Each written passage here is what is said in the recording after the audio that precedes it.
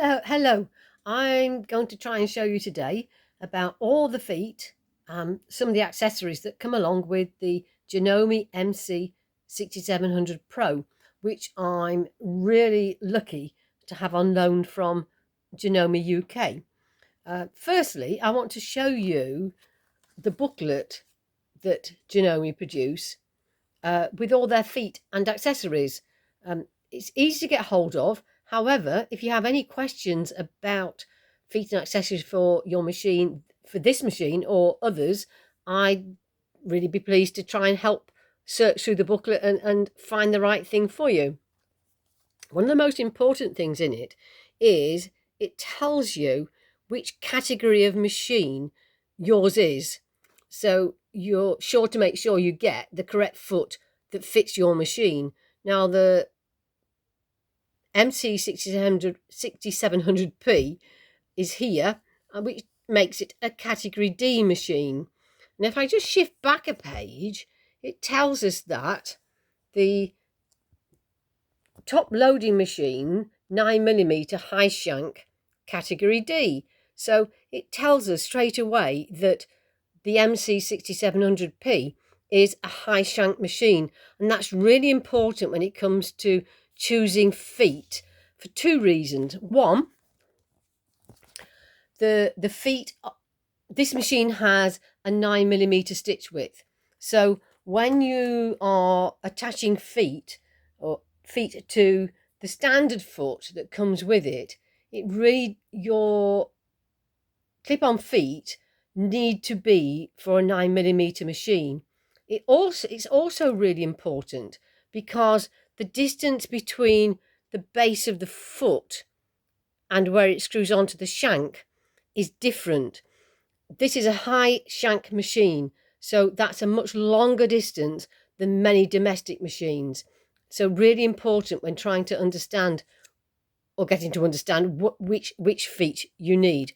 Now, this is the A foot, and this attachment is the standard one that you use for any clip-on feet. So the next group of feet I'm going to show you, like many machines, just clip on enough with the button at the back. This one, standard foot, used for most things, most everyday sewing and dressmaking related things. You can do straight stitch, you can do zigzag stitch.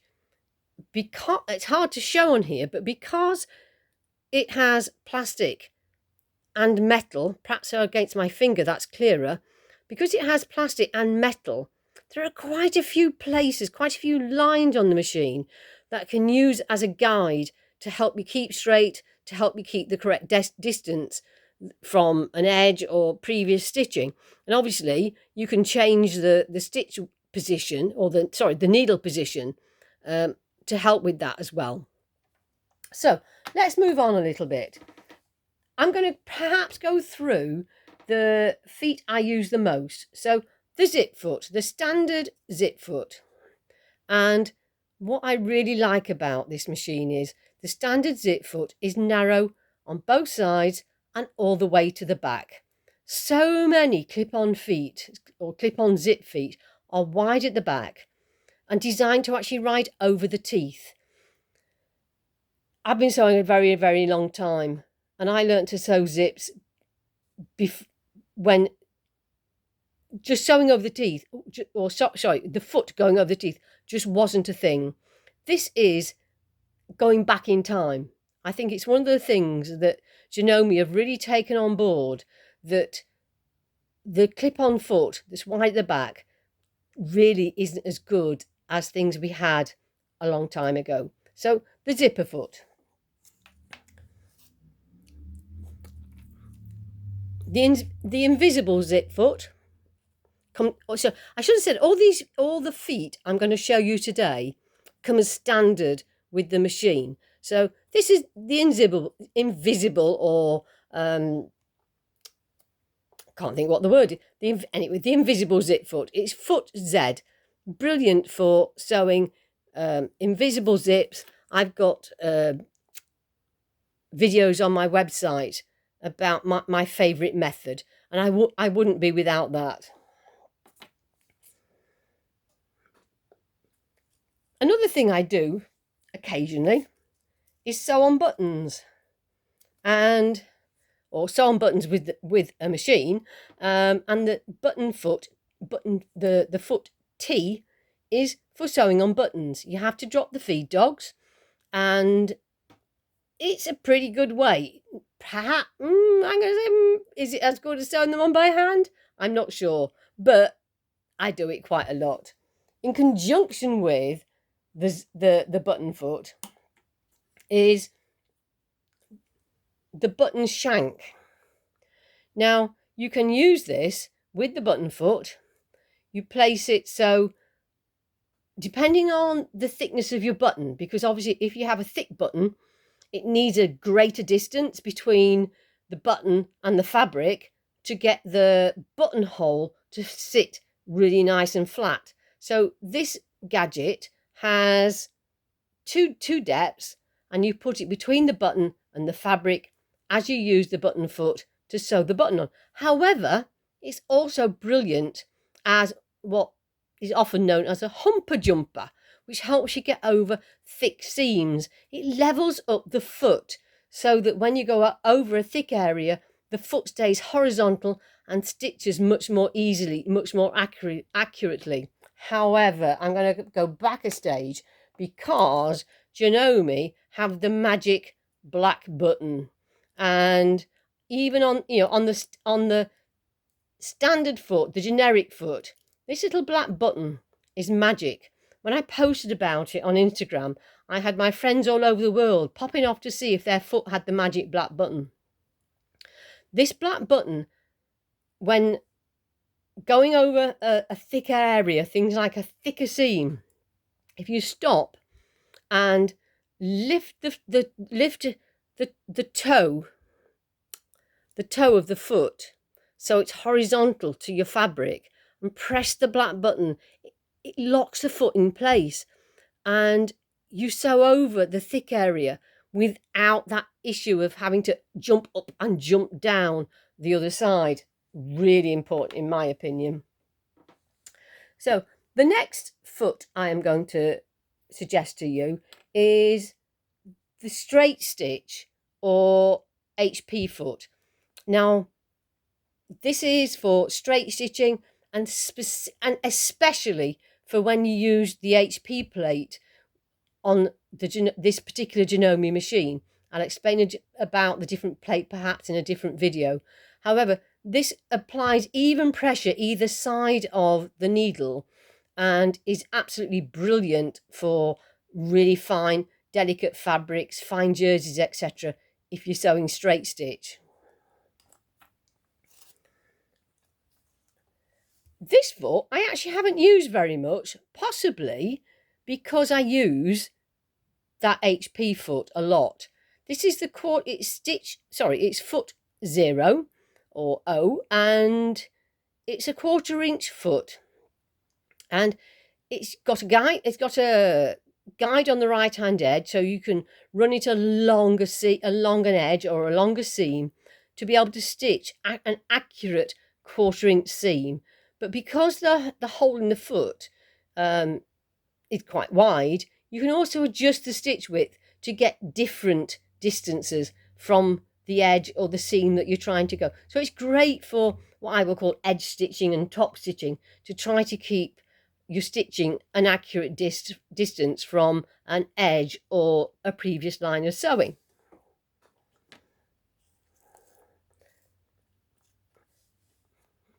So foot G is the blind stitch foot that's mainly used for sewing blind hems. It has the metal stitch guide in the center, which helps to align your hem exactly for blind hem sewing. But it's also, although Janome do a stitch in the ditch foot, I think you can use this for stitch in the ditch, just with a little bit of thought about the needle, where the stitch guide is, and the needle position. Believe me, Janome do so many feet.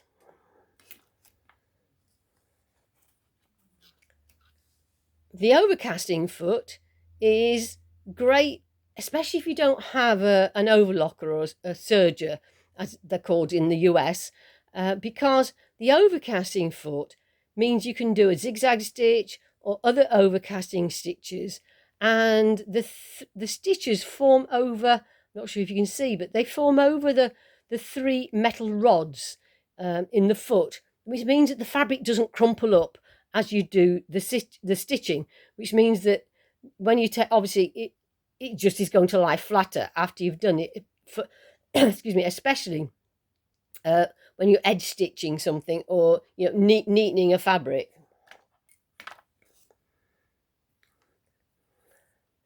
So rolled hem foot. I know people who love rolled hem feet. I must admit I don't use mine a lot.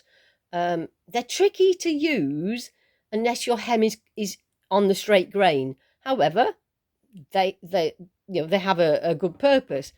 I do quite like them with decorative stitches. I've used mine with zigzag and not exactly a blind. It's a blind hem stitch when you reverse it to so that the big zigzag goes to the right and you get a shell hem, and it can work. That can be a really interesting finish for the edges of frills and flounces. The satin stitch or decorative stitch foot. So if you're using any of the 200 plus decorative stitches on this machine, this is your go-to foot. Foot F. One of the reasons, it might not show too much on here, but there is actually a groove. So on each side you have the 2 prongs, but the bit in the middle is set, in this case lower, if it was that side higher, so that the decorative stitch can slide underneath. Perfect. However, the machine also comes with an F2 foot, which is an open toe foot. Basically the same, but the area in the front here is open, which gives greater visibility. So if you're doing something perhaps slightly more complicated and you really feel you need to see for accuracy, then the F2 foot is for that job. Before I move on to the other 2 feet that I use a lot, I'm just going to mention the free motion feet. It comes with 2. Now, free motion sewing isn't my speciality. I love to dabble in it, but I'm not going to try and offer great advice about it. However, it comes with this foot, which is, oh, shouldn't have dropped it. However, this foot, and this is the embroidery stroke darning foot. If I take the label off it, you might be able to see that the end a little bit clearer. That to me is very, very similar to most free motion feet I've used before having this machine. However, it also comes with this one, which is the convertible free motion foot. It all looks a little bit more intricate, and the important part is it has different parts. So at the moment I have this plastic guide on it, but it also comes with, as standard with the machine, 2 other pieces. There's this, oh, can't get it, sorry. So there's this one, which is an open toe, and this one, which is closed. Now, as somebody who just dabbles in this style of work, I can't really tell you the advantages or disadvantages of each, but obviously the company are making them, so they're quite important for the people who do that style. The next 2 things I'm going to show you are the AccuFeed foot. Now, I will do a quick video about this because this is the equivalent, or Janome equivalent, to a walking foot, but it is more superior. So the foot attaches to the machine by the screw clamp here, just like many other feet. But rather than the motion of the foot being dictated by the rise and fall of the needle, on the Janome system, it's this hook that clips into the back behind the shaft that the feet sit on. So I say I will try and do another video about this. I've got it set up with the quilting guide so that this guide can move left, right, to give you distances between your lines of quilting, but you obviously don't have to use it. One of the good things about this foot is you can actually buy different feet. So you might have a walking foot, but this one you can actually buy different feet that fit onto this whole area. One of the most important things I have come across with the Janome 6700pro and possibly other higher brand or higher models in the Janome range is the buttonhole foot. Now the buttonhole foot is not significant. Sorry, I'm going to take that off. It's not significantly different to the one I had on my aging MC6800, sort of 25 years ago. However, it has two important features. One is here, and again, I'll do another video just about the buttonhole foot. So you have here. So if you've done a buttonhole and you feel it's too long or too short because perhaps your button is really thick or something like that, then you can actually adjust the length of the buttonhole by twiddling that there, and it will make the buttonhole slightly shorter or slightly longer. The most important thing is the stabilizer plate. Now, the stabilizer plate fits into the buttonhole foot at the front there. And now, when you put your fabric in to make the buttonhole, your fabric sits between the two pieces. So the feed dogs feed the plate rather than your fabric, and makes so much superior buttonholes, especially when you're on thicker areas near the edge of, perhaps you're making a jacket, a tweed jacket, and the edge is really thick and the foot can't lie flat. I will try and do a video about this to make it a little bit more explicit, but this really is a game changer. However, just want to say, for other Janome brands, sorry, not other Janome models, you can buy an accessory that converts your current buttonhole foot to one with the plate. So I'll put that into another video another time when I find a little bit more about it. So I hope that's been really helpful about the different feet that came with my machine.